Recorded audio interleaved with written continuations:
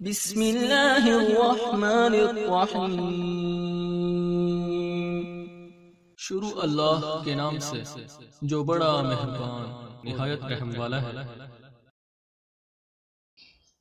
आऊज़ु बिल्लाहि मिनश शैतानिर रजीम। बिस्मिल्लाहिर्रहमानिर्रहीम। अल्हम्दुलिल्लाहि वस्सलातु वस्सलामु अला अहलिहा। अल्लाहुम्मा सल्लि अला मुहम्मद व आले मुहम्मद व अज्जिल फरजहुम। मोहतरम नाज़रीन सामीन अस्सलामु अलैकुम। आज की नई वीडियो के साथ हाज़िर खिदमत हैं। मैं हूं अली रूहानी और आप देख रहे हैं हमारा ऑफिशियल यूट्यूब चैनल।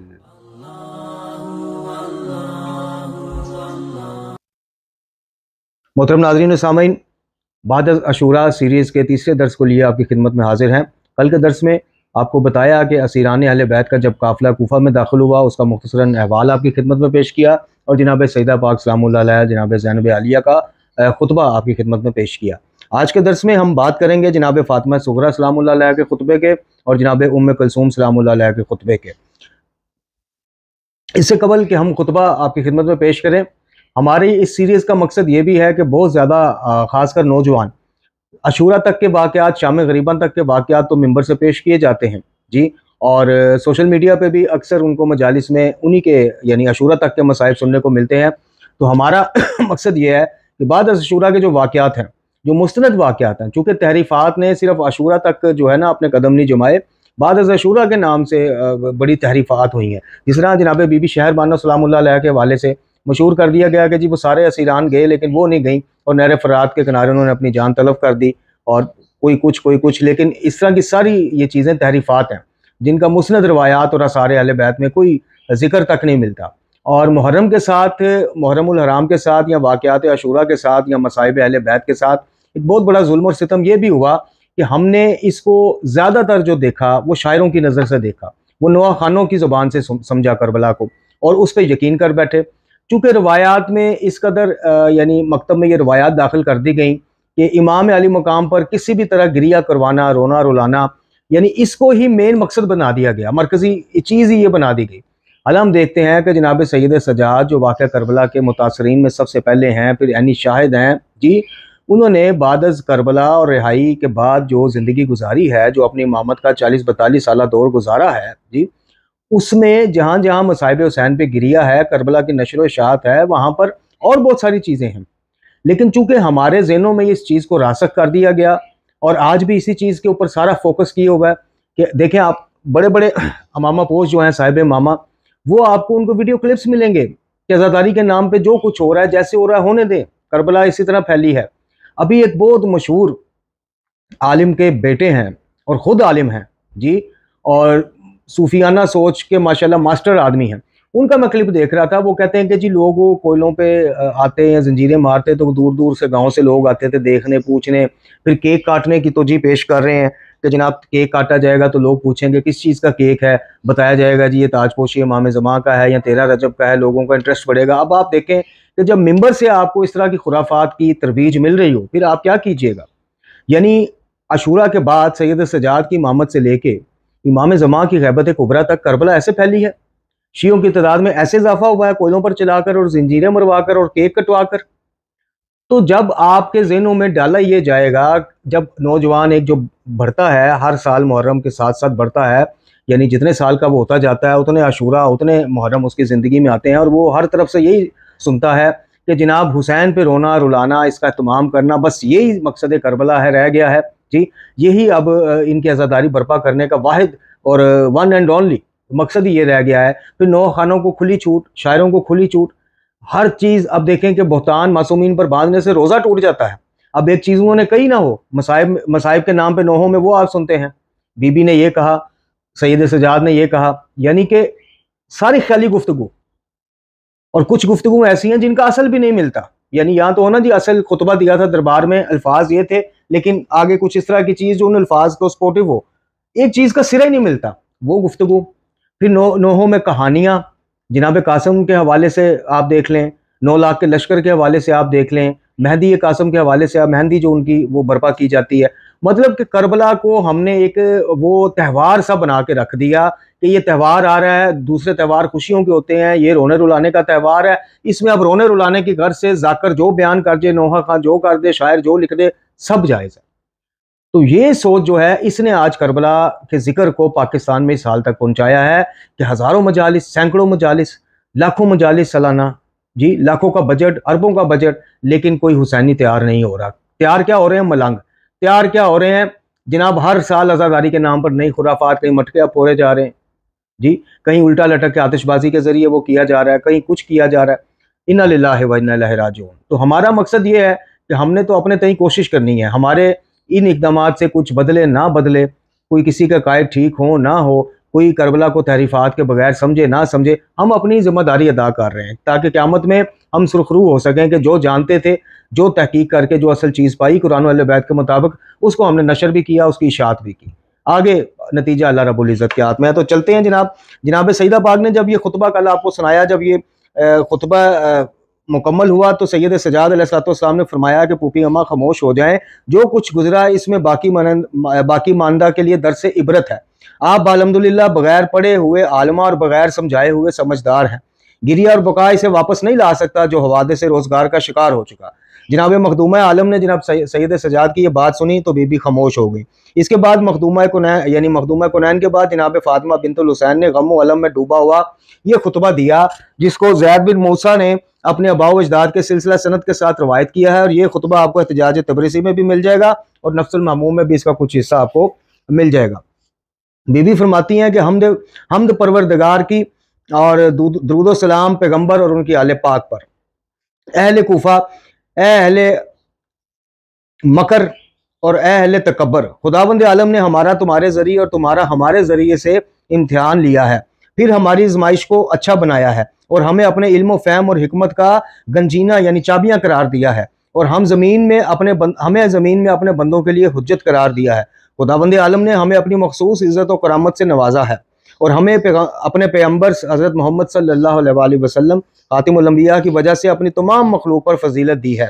मगर तुमने हमारी तकज़ीब की और हमारे एहसानात का इनकार किया और हमारे साथ कत्ल व कताल करने और हमारे मालो मनाल को लूटने को जायज़ समझा, गोया कि हम माज़अल्लाह तुर्क और काबुल के गैर मुसलमान लोग हैं।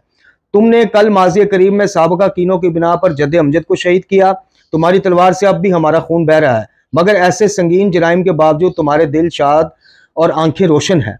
ये सब कुछ तुमने खुदा पर इफ्तरा, परवाजी और मकरो फरेब का मुजाहरा करते हुए किया है। खुदा तुम्हें मकरो फरेब की ज़रूर सज़ा देगा। तुमने जो हमारे खून बहाए और मालो सबाब लूटे हैं, इससे तुम खुश खुरम ना हो, क्योंकि हम पर सख्त मसाइब और अलाम नाजल हुए हैं। वो खिलकत से पहले किताब में लिखे हुए थे, और ये बात खुदा पर आसान है कि दुनियावी माल के ज़्यादा से मलूल ना हो और इसकी फरावानी पर मसरूर और शाद काम ना हो। खुदा तकब्बर और फ़ख्र करने वालों को दोस्त नहीं रखता। अहले कूफा, तुम्हारे लिए हलाकत हो, अब लानत व अजाब का इंतजार करो, गोया कि तुम पर नाजल हो रही है और तुम पर आसमान से मुसलसल लानतें नाजिल हो रही हैं जो तुम्हें नीस्तो नबूद करके रख देंगी, और खुदा एक दूसरे के हाथों तुमसे इंतकाम लेगा। तुमने हम पर जो जुल्म सितम किया है, इसकी बर्दाश्त में हमेशा जहन्नम में रहोगे। तुमने हम पर जो जुल्म सितम किया, इसकी बर्दाश्त में इसके अजाब में मुब्तला रहोगे। जालिमों पर खुदा की लानत हो, वाय हो तुम पर अहले कूफा। क्या तुम्हें मालूम है कि तुमने किस हाथ से हम पर जुल्म और ज्यादती की है और किस नफ्स के साथ हमसे जदाल और कताल किया है, और किन पाँव से चलकर हमसे लड़ने के लिए आए हो। खुदा की कसम, तुम्हारे दिल सख्त और जिगर दरिश्त हो गए हैं और तुम्हारे दिलों, कानों और आंखों पर मोहरें लग चुकी हैं। शैतान ने तुम्हें फरेब दिया और तुम्हारी आंखों पर पर्दा डाल दिया, इसलिए तुम हदायत हासिल नहीं कर सकते। अहले कूफा, हलाकत हो तुम्हारे लिए। तुमने जनाब रसूल खुदा सल्लल्लाहु अलैहि वसल्लम से कौन सा बदला और इंतकाम लेना था कि इनके भाई और मेरे जद अली इब्न अबी तालिब और इनकी इतरत ताहरा के साथ तुमने ये मकर किया। चुनाचे तुम्हारे बाज फकर करने वालों ने कहा हमने अली और औलाद अली को हिंदी तलवारों और नेज़ों के साथ कत्ल किया और इनकी मस्तूरात को तर्को देलम की बांदियों की तरह कैद कर दिया। ए कायल तेरे मुंह में खाक और पत्थर, तू इस ग्रोह के कत्ल पर फख्र मुबाहत कर रहा है जिनको खुदाबंद आलम ने तहारत व पाकीज़ की ता फरमाई और इनसे हर किस्म के रिज्स व नापाकी को दूर रखा। अपने गुस्सा को पी और अपने बाप के मानिंद कुत्ते की तरह बैठ। हर आदमी को वही कुछ मिलेगा जो इसने आगे भेजा होगा। तुम हमारे साथ इसलिए असद करते हो कि खुदा ने हमको फजीलत अता फरमाई। इसमें हमारा क्या कसूर? हमारे कमालात का समंदर तमाम ज़माना पर मुहीत और तुम्हारा समंदर साकन व पायाब है। ये खुदा का फजल है कि जिसे चाहे अता करे, क्योंकि वो साहिब फजल अजीम है, और जिसे खुदा अपने नूर का हिस्सा ना दे, इसके लिए एक तरीकी से निकलने के लिए कोई नूर है ही नहीं। ये बीबी ने आया कुरान जो है खुतबे के इख्तिताम में यह आया मुबारका पेश की। रावी कहता है कि जब दुख्तर हुसैन का कलाम जो कलाम है यहाँ तक पहुंचा तो रोते रोते लोगों की हिचकियां बंद गईं। गिरिया बुका करते हुए अर्ज किया, ए तय्यबो ताहिर अबा की बेटी, इतना कलाम काफ़ी है। आपने तो हमारे दिलों को शिद्दत गम से जला दिया है, सीनों को पका दिया है और हमारे अंदर हुज़्न व मलाल की आग सुलगाई है। चुनाचे बीबी पाक खामोश हो गई। इसके बाद काफ़ी गिरियाजारी के बाद शोर व बुका होता रहा। उसके बाद जब मामला थमा, इनका शोर व बुका, गिरिया और बुका थमा और इनकी आवाज़ें मदम पड़ी, तो फिर जनाबे बीबी उम्मे कुलसूम सलामुल्लाह अलैहा ने बावाज़ बुलंद आव बुका करते हुए ये मुख्तसरन खुतबा इरशाद फरमाया। आप फरमाती हैं, अहले कूफा बुराई हो तुम्हारे लिए, तुमने क्यों हुसैन की नुसरत ना की जबकि तुमने बुलाया था, खत तुमने भेजे थे। उल्टा इनको शहीद किया और इनके मालो सबाब को लूटा और अपना विरसा बनाया और इनके अहलो याल को कैद कर लिया। तुम्हारे लिए हलाकत और रहमत इज़ी से दूरी हो। वाहे बहाल शुमा, क्या कुछ मालूम भी है कि तुम किन मुसाइब में मुब्तला हो गए हो और क्या बोझ अपनी पुश्तों पर उठा लिया है और कैसे खून तुमने बहाए और किन अहले हरम को तकलीफें पहुंचाई और किन लड़कियों और लड़कों को कैदी बनाया है और किन अमाल को लूटा है और उन पर नजायज कब्जा किया है।